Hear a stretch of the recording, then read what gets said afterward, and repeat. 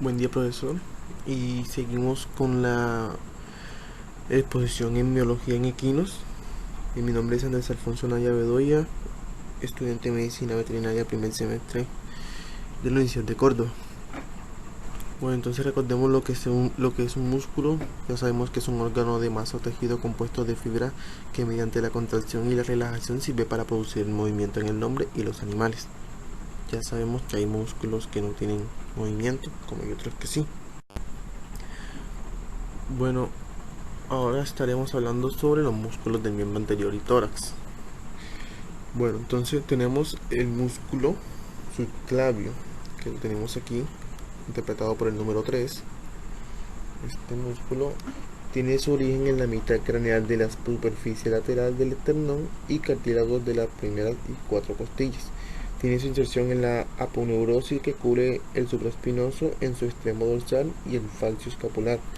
Tiene como su acción abduce y retrae el miembro torácico. Cuando el miembro está fijo en posición avanzada dirige el tronco cranealmente. Seguido encontramos el músculo supraespinoso. Tiene su origen en la fosa supraespinosa, espina dorsal y la parte inferior del cartílago de la escápula. Tiene una inserción en las porciones anteriores de la tuberosidad proximal del húmero y tiene como opción lo que es extender la articulación del hombro. Es este músculo que tenemos aquí, músculo supraespinoso. Seguido, este es el músculo infraespinoso. Tiene su origen en la fosa infraespinosa y el cartílago escapular. Tiene su inserción en la tuberosidad lateral del húmero, por debajo de la inserción lateral supraespinoso. Tiene como opción la abducción y rotación externa del brazo. Entonces tenemos aquí el número 6, este que tenemos aquí, el llamado músculo redondo menor. Tiene su origen en la parte distal y posterior de la fosa infraespinosa en el borde y en el borde posterior de la escápula. Tiene una inserción tuberosidad, su inserción está en la tuberosidad deltoidea y tiene como opción flexionar la articulación del hombro y abduce el brazo. Contribuye a la rotación externa. Seguido aquí el número 7, este músculo que vemos aquí, es el músculo deltoides. Tiene su origen en la parte proximal del borde caudal de la escápula y en la apófisis espinosa de la escápula por medio de una fuerte aponeurosis que cubre el infraespinoso. Su inserción está en la tuberosidad deltoides y fascia braquial.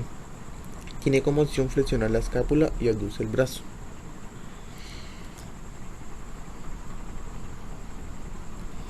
Entonces entramos en los músculos que salían del brazo, dichos del brazo. Entonces encontramos lo que es el redondo mayor, que sería este músculo que tenemos aquí, el número 8 en este caso. Podemos decir que el redondo mayor tiene origen en el ángulo dorsal y en la posición adyacente del borde posterior de la escápula. Tiene una inserción en la tuberosidad redonda del húmero conjuntamente con el músculo dorsal ancho. Tiene la inserción en la tuberosidad redonda del húmero conjuntamente con el músculo dorsal ancho. Su acción es flexionar la articulación del hombro y produce también la abducción del brazo. Aquí encontramos el músculo tríceps braquial. Tiene su origen en la cabeza larga. Tiene origen lo que es la cabeza larga en el borde posterior de la escápula. La cabeza lateral en la tuberosidad deltoidea y fascia de la tuberosidad.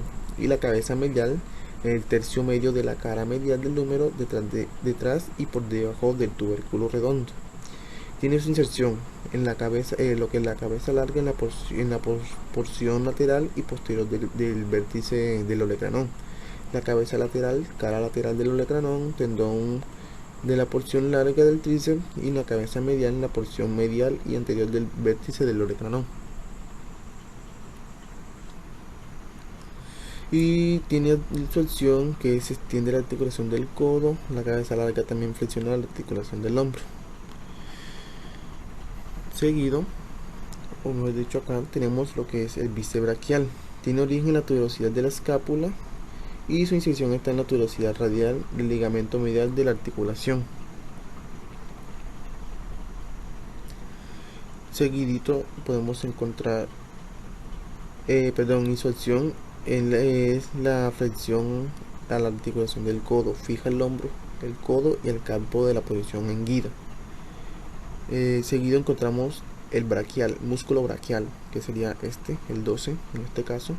Tiene su origen en el tercio proximal de la cara posterior del húmero y su inserción está en la cara medial del cuello del radio y el ligamento radioulnar transverso. Tiene como acción flexionar la articulación del codo. De este lado encontramos el músculo tensor de la fascia antebraquial. Tiene su origen en el tendón de inserción del dorsal ancho y la inserción está en la fascia profunda del antebrazo del orecranón. Tiene como acción el tensión de la fascia del antebrazo, extender la articulación del codo y extender la articulación del codo, ¿sí?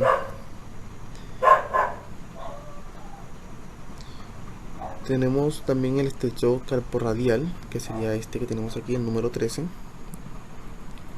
Entonces tiene su origen en la cresta codilea externa del húmero, en la fosa coronoides, en la fascia profunda del brazo y antebrazo.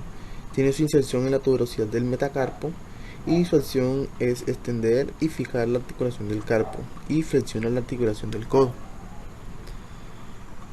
Tenemos aquí lo que sería el músculo extensor digital común. Tiene su origen en la parte anterior de la extremidad distal del húmero, en la fosa coronoide y por fuera de la misma tuberosidad lateral de la extremidad proximal del radio, el ligamento lateral del codo, cara lateral del carpo de la ulna y la fascia del antebrazo. Su inserción está en la apófisis extensora de las tres falanges, cara dorsal de las extremidades proximales de la primera y segunda falange, y su acción es extensor de la articulación digital y del carpo flexor de la articulación del codo. Y hasta aquí llega la parte de músculos del miembro anterior y el tórax. Muchas gracias por su atención, profesor. Espero que tenga un buen día.